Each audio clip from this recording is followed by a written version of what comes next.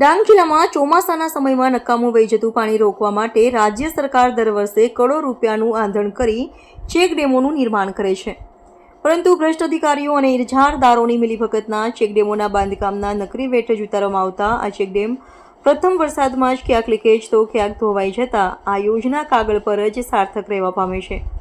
ત્યારે ડાંગ જિલ્લાના આહવા તાલુકાના બોરખલ ગામ નજીક બની રહેલ ચેકડેમમાં ઇજારદારે કરેલ ગેરરીતિ મામલે સ્થાનિક જાગૃત આગેવાન દ્વારા મુખ્યમંત્રી સહિત વિજિલન્સ વિભાગમાં લેખિત રજૂઆત કરી તપાસની માંગ માટે તજવીજ હાથ ધરી હોવાનું જાણવા મળ્યું છે। ડાંગ જિલ્લાના આહવા તાલુકાના ટ્રેબુન ઘટા અને બોરખલ નજીક ખાપરી નદીના પટમાં દમણગંગા વિભાગ દ્વારા ચેકડેમનું આયોજન કરવામાં આવી રહ્યું છે। અહીં ગુણવત્તાયુક્ત કામગીરી કરવાની જગ્યાએ ઇજારદાર દ્વારા નદીના ગોળ પથ્થરો રબરનો બેફામ ઉપયોગ કરી વ્યાપક ગોબાચાળી આચરવામાં આવતી હોવાની સ્થાનિકોમાં ફરિયાદ ઉઠવા પામી છે। ત્યારે સમગ્ર બાબતે તટસ્થ તપાસ હાથ ધરવામાં આવે તો દમણગંગા વિભાગનું મસમોટું કૌભાંડ બહાર આવે તેમાં બે મત નથી। ત્યારે અધિકારીઓ દ્વારા યોગ્ય કાર્યવાહી કરવામાં આવશે કે નહીં તે તો આવનાર સમય જ બતાવશે। ડાંગ જિલ્લાના બોરખલ નજીક